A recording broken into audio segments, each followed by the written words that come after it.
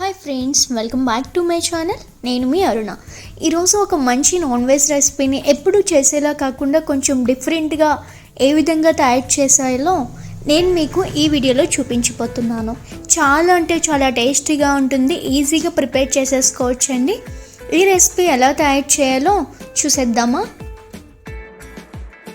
ఈ masala fish curry కోసం ముందుగా ప్లేట్లోకి కేజీ వరకు ఫిష్ తీసుకుంటున్నానండి. వీటిలో కల్లుప్పు వేసి శుభ్రంగా 2 నుంచి 3 సార్లు వరకైనా బాగా కడిగి పెట్టుకోండి.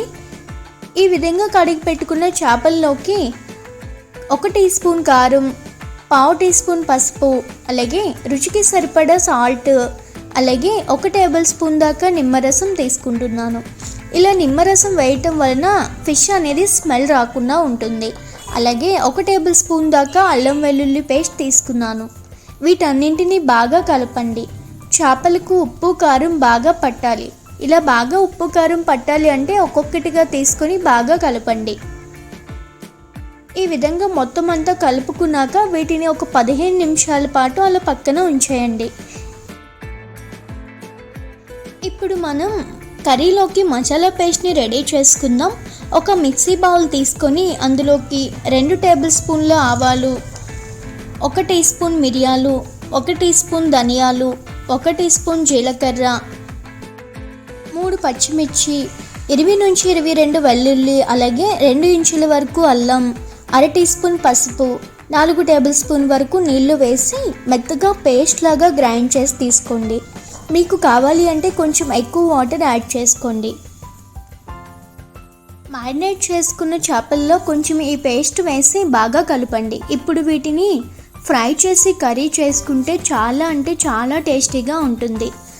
అదే మిక్సీ బౌల్లోకి 2 మీడియం సైజు ఉల్లిపాయలను తీసుకొని కొంచెం కోర్స్గా గ్రైండ్ చేసి పక్కన పెట్టుకోండి. అదే మిక్సీ బౌల్లోని 2 పెద్ద సైజు టమాటాలను తీసుకొని ఇలా ముక్కలుగా కట్ చేసుకొని వేసుకోండి. ఇలా బ్లెండ్ చేసి పక్కన పెట్టుకోండి. టమాటో పేస్ట్ ఈ విధంగా స్మూత్గా గ్రైండ్ చేసి పక్కన పెట్టుకుంటున్నానండి. ఇప్పుడు స్టవ్ ఆన్ చేసి ప్యాన్ పెట్టి 1/2 కప్పు దాకా ఆయిల్ వేయండి. ఆయిల్ బాగా వేడెక్కాక మాత్రమే ఫిష్ పీసెస్ని వేసి ఫ్లేమ్ని మీడియంలో పెట్టి మూత పెట్టి 4 నిమిషాలు ఉడికించండి. 4 నిమిషాల తర్వాత మూత తీసి రెండో వైపు తిప్పి మరలా మూత పెట్టి 4 నిమిషాలు ఫ్రై చేయండి. ఇలా ఫ్రై చేయటం వలన ఫిష్ క్రిస్పీగా అలాగే టేస్టీగా ఉంటుంది. ఈ ఫిష్ని ఇలా డైరెక్ట్గా కూడా మనం తినేయచ్చండి. ఇప్పుడు ఈ ఫిష్ పీసెస్ అన్నింటినీ ఒక ప్లేట్లో తీసుకొని పక్కన పెట్టుకోండి. మరొక ప్యాన్లో కొద్దిగా ఆయిల్ వేసి 1 టీ స్పూన్ జీలకర్ర, 4 పచ్చిమిర్చి వేసి బాగా కలపండి. ఇప్పుడు మనం గ్రైండ్ చేసి పెట్టుకున్న ఆనియన్ పేస్ట్ వేసి బాగా వేయించండి. గోల్డెన్ బ్రౌన్ కలర్ వచ్చే వరకు వేయించుకోండి, లేదంటే ఆయిల్ పైన తేలేంత వరకు వేయించాలి.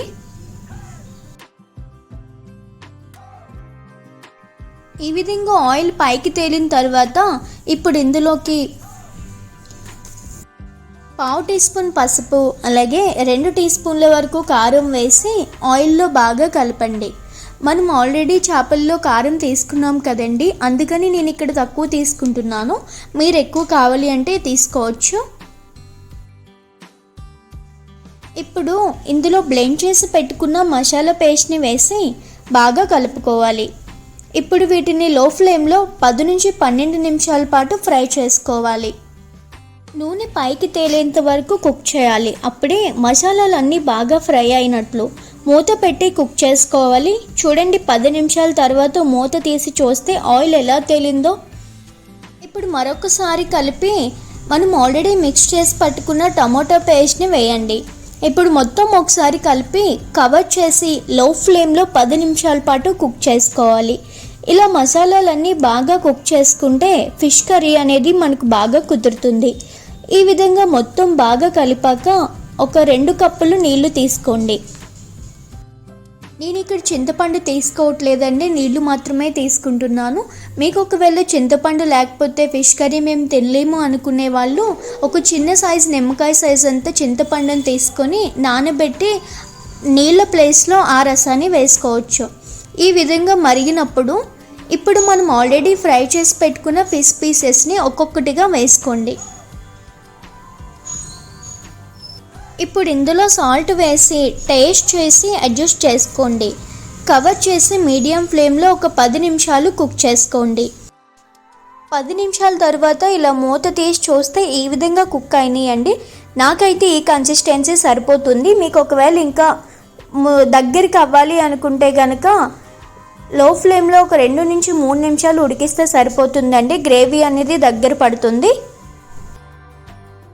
లాస్ట్లో ఈ విధంగా కొత్తిమీర వేసి స్టవ్ ఆఫ్ చేసుకున్నాను. ఒక గంట తర్వాత నేను మీకు ఇప్పుడు చూపిస్తున్నానండి. చాలా అంటే చాలా టేస్టీగా ఉంటుంది.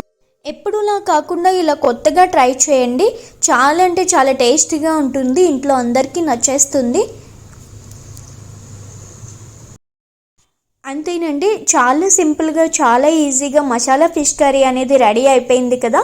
మీరు కూడా మీ ఇంట్లో ట్రై చేసి ఎలా వచ్చిందో ఏంటో నాతో షేర్ చేసుకోండి.